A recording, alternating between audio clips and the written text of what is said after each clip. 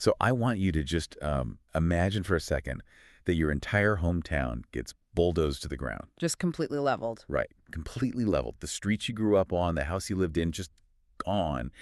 And then a conquering army rolls in, paves over all that rubble, and completely renames the map. Wow.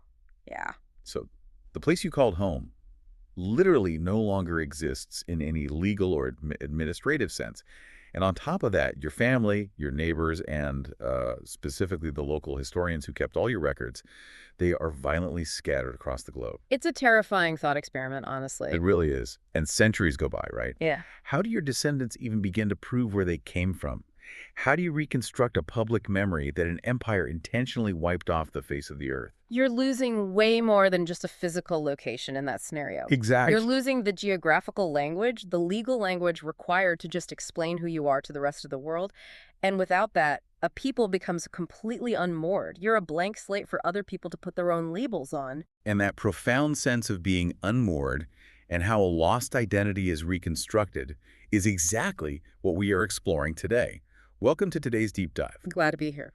We're looking at excerpts from a truly fascinating historical and theological text called The Hidden Remnant, Exile, Identity, and the Prophecy of Ships. And our mission today is to unpack this massive ancient mystery. We're looking at what happens to a people's identity when their nation falls, they get scattered by empires, and their history is literally rewritten on the maps.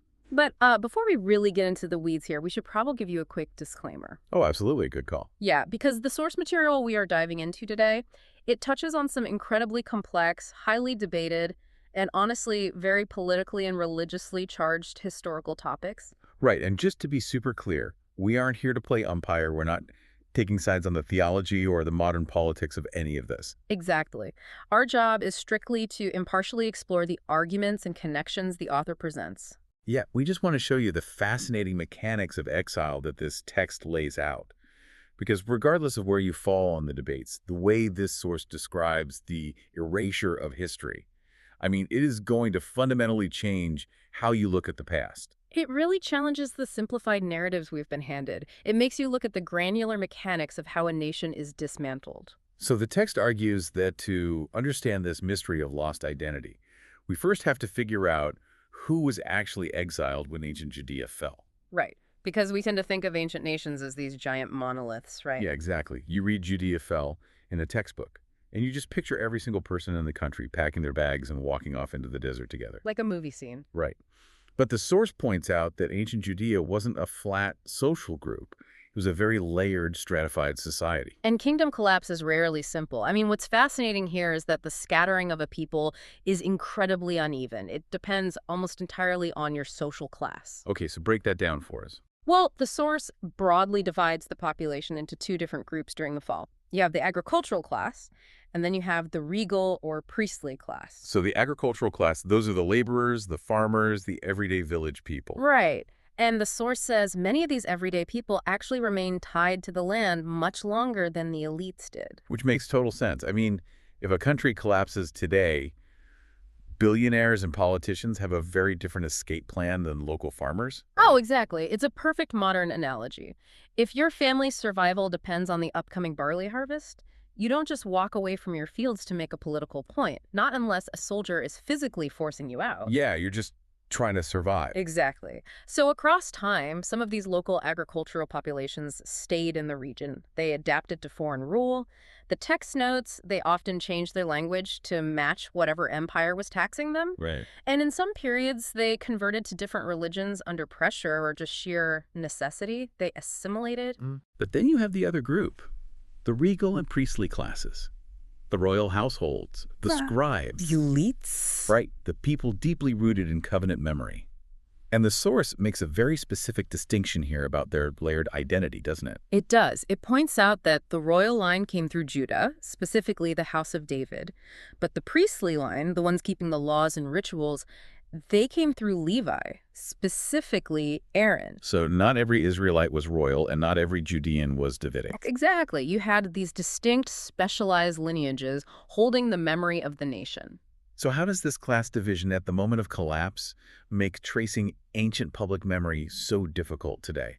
Because today we have the internet, we have digital backups. Right, but back then, your history, your laws, your national identity, all of that was kept in the minds and the physical scrolls of this highly specialized group of priests and scribes. They were the living archives. They memorize the genealogies. Yes. So if you remove the Levites and the royal class, you are basically deleting a nation's server room. Oh, wow.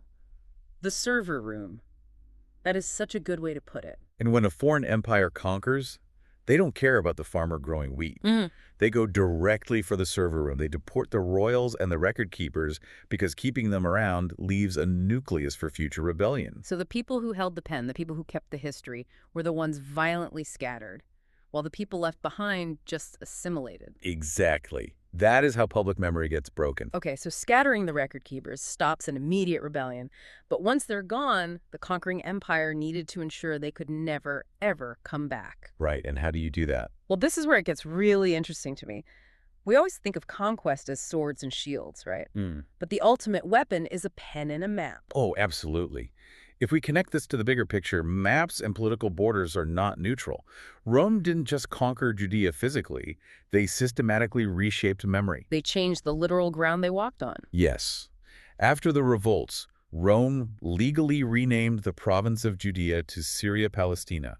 They just wiped the name off the map. Completely. And they took Jerusalem, refounded it as a Roman pagan city, and renamed it Adjania Capitolina.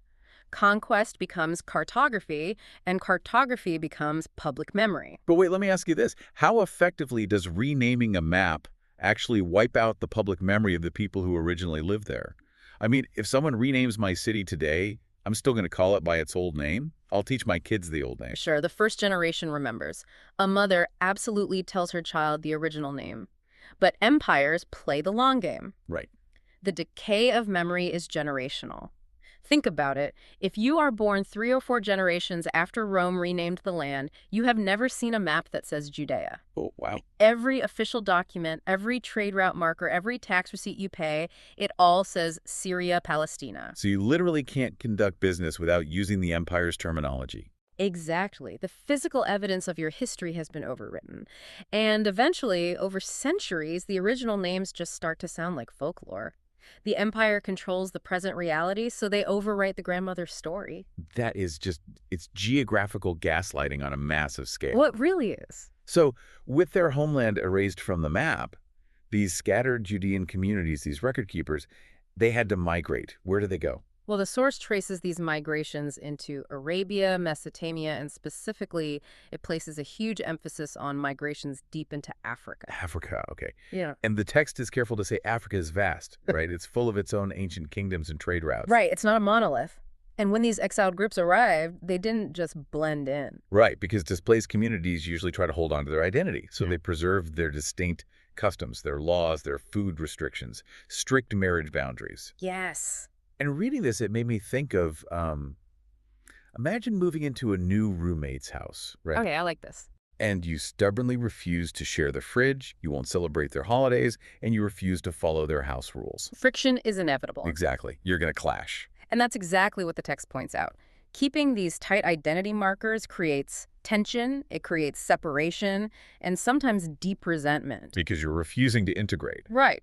So these exiled communities were often eventually absorbed by force, or they were targeted, traded, or even renamed by local powers, which raises an important question for historians. Yeah, how do we distinguish between genuine ancient Israelite migration into Africa versus just, like, later religious conversion? Because I imagine some African communities adopted these practices centuries later, just through trade. Oh, it is a methodological nightmare. The text acknowledges this. You have to look for highly specific cultural markers and oral histories that point to physical migration of those scattered upper-class remnants, rather than just someone encountering the religion later. That makes sense. But the main point the source makes here is that Africa is not just a side note.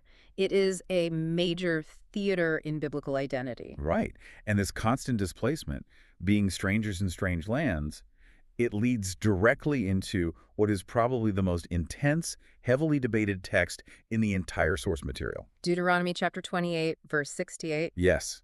It's about the ultimate fate of some of these scattered people. Let's break down the quotes from that verse because the imagery is just devastating. It really is. The verse talks about being sent back into Egypt again. And Egypt here isn't just a place on a map, is it? No, to an ancient Israelite, Egypt was the ultimate symbol of bondage and judgment.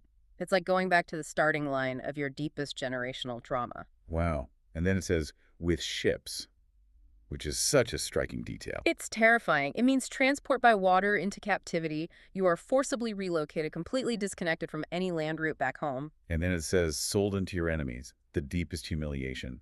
Human beings reduced to property on a ledger. And the final part is, no man shall buy you.